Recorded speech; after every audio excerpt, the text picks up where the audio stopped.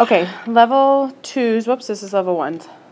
So let's go. Okay, level 2s have a lot in them, so bear with me through this. At times, I'm going to go ahead and have you pause the video and try a couple on your own, and then I'll show you the answers. So when you say pause the video, try the problems, and then press play to see the answers. So I'm going to walk you through actually about 3 different types of solving equations where things get a little bit trickier than in level 1. So here we go. We got 3x plus 7. 2-step equations is part of it. So you always want to write the original equation. You want to deal with addition and subtraction first. So if here is the here's the variable that I want to solve for, I want to get everything away from this term. So since the x is with the 3, I'm going to talk about this whole thing as a whole for now. So I'm going to deal with the addition and subtraction. And in order to get the 7 to become a 0, since it's positive, I need to take away 7. So this is now 0.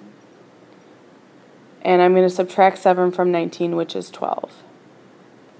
And then rewrite everything. So since the 7 on the left became 0, now I'm just left with 3x equals 12.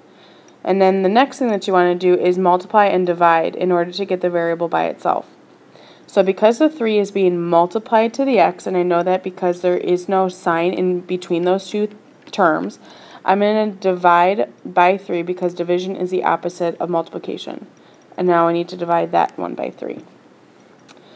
So 3 divided by 3 is 1, so I have 1x, or I can just write it as x, and 12 divided by 3 is 4.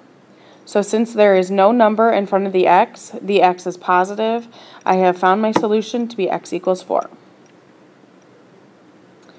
Okay, another type of problem is when I have multiple terms that have the same variable. So if you see this, you're going to want to combine like terms. So I see that I have 4a and 3a. So I'm going to add those together to be 7a. And like that last step in the last problem, I have 7 times a. I have nothing added or subtracted to it. So I don't have to deal with that, but I do have to do the multiplication and division.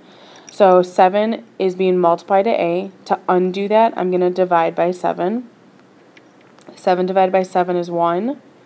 And a is going to equal 9, because 63 divided by 7 is 9. Okay? Alright, so I want you to try these 4 problems. So go ahead and pause the video, and then I'm going to go ahead and show you the answers. So go ahead and pause. Okay, so hopefully you're able to go through those and do your solving.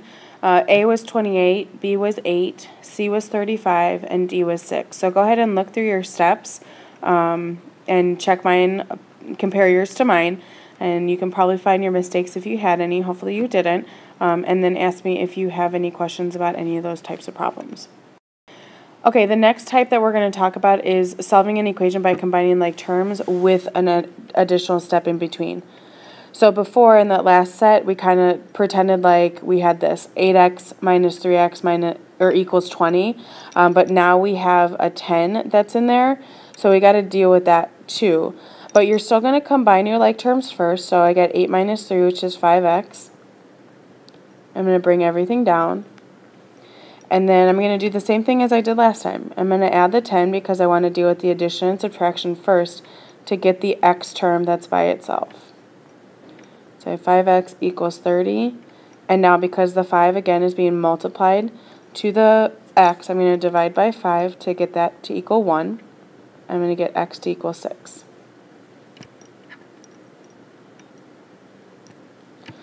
Okay, your next example, again, I'm going to look at this and try and like find my first instinct.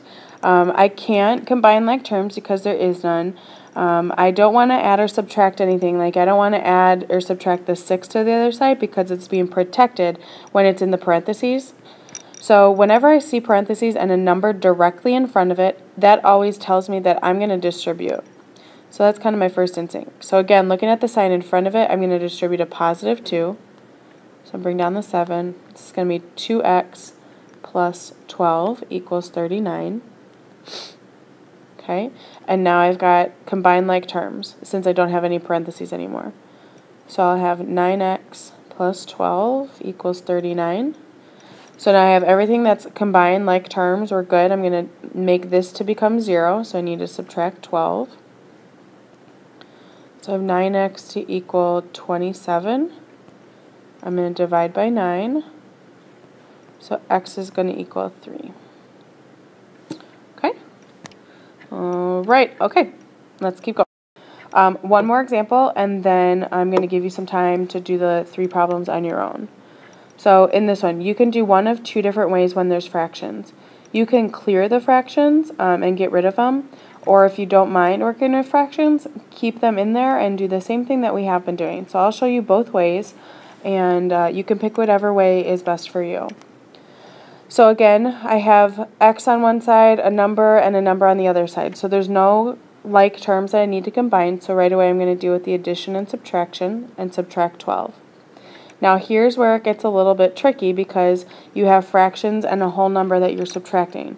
So without a calculator, this gets really difficult. So if I don't have a calculator, I'm going to subtract 12, but I need to find a common denominator. So I'm going to multiply the 9 by 4, and then the bottom by 4, except that's not right. I'm going to multiply the 12 by 4 over 4 to get a common denominator of 4. So now I have 3 over 4x equals 9/4 minus 48 over 4. So now I can subtract these because I have the common denominators. So let's see, this is going to be 39 over 4. Okay, negative 39 over 4. So again, we've got 3/4 times x equals negative 39 over 4. Again, the 3/4 is being multiplied to the x, so I'm going to divide it. And remember, when we divide fractions, we're really multiplying by the reciprocal. Okay, so 4 over 4 is 1, 3 over 3 is 1, so I'm just left with an x. And I have 4 over 4 is 1, and I'm left with negative 39 over 3. Which equals negative 13. So that's one way. Very tricky. It's a little bit confusing. There's a lot of steps going on, but hopefully it's something that makes sense to you. I'm going to go ahead and do it a different way on the other side and show you that. So I have 3x plus 12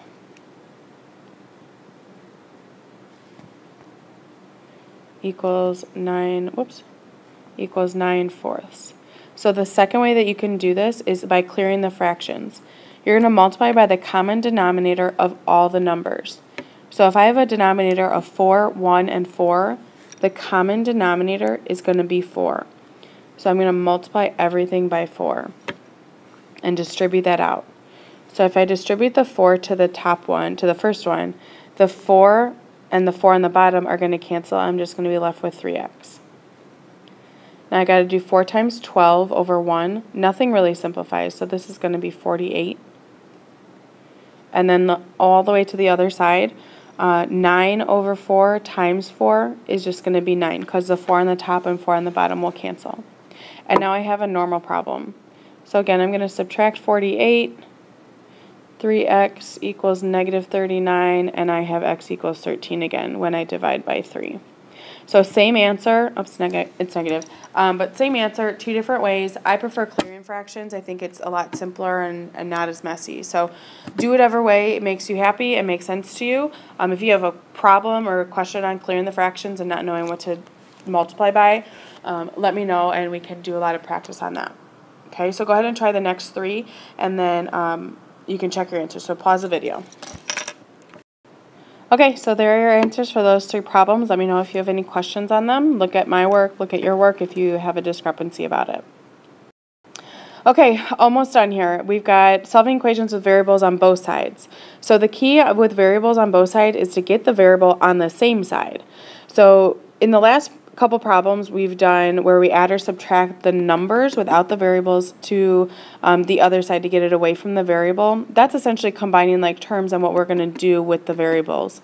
Some people just move the smaller of the 2 variables. It doesn't matter what you choose as long as you use the appropriate sign. So for this problem, I'm going to move the x's first, and then I'm going to move the numbers. So, like I said, you can move the 8, you can move the 4, whatever makes sense to you.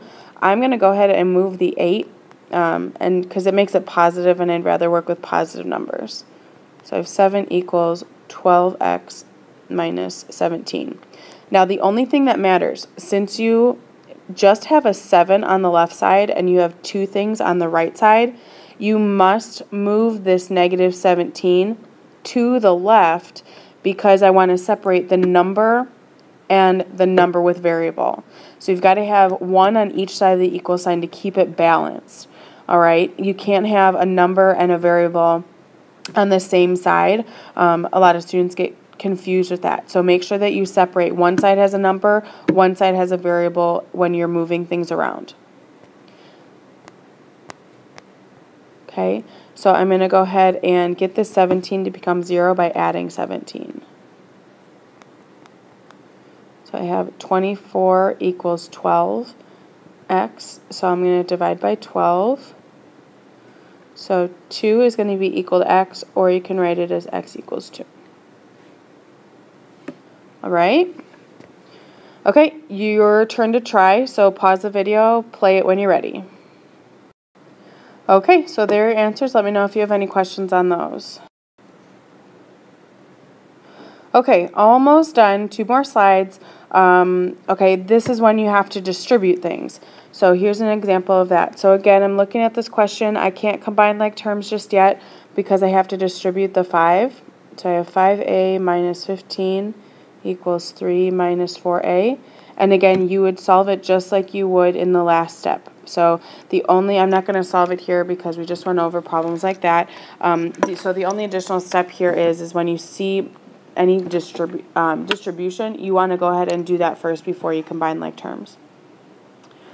Okay, number 9 is an example when you have to combine like terms and have the same variable on both sides of the equation. You want to put those together first and then start moving things around. So I'm going to say 2b plus 57 equals 17b plus 22. So again, a problem similar to the ones that we've been doing in the last round. I have b's on both sides of the equal sign with a number as well. So I'm going to go ahead and move the b's to one side, the numbers to the other side. Okay. All right, if you want to go ahead and try these, press pause and play them when you're done. Otherwise, you can go ahead and go to the level 2 practice. All right, so there you go for those 2 answers. Let me know if you have any questions on those. Otherwise, good luck with the level 2s. The main thing with level 2s is just kind of looking at the problem, digesting it, see what's in it, how many variables are on each side of the equal sign, and if you have to distribute. So before you dive into doing a problem, just kind of evaluate it and see what you're dealing with before you start evaluating the problem.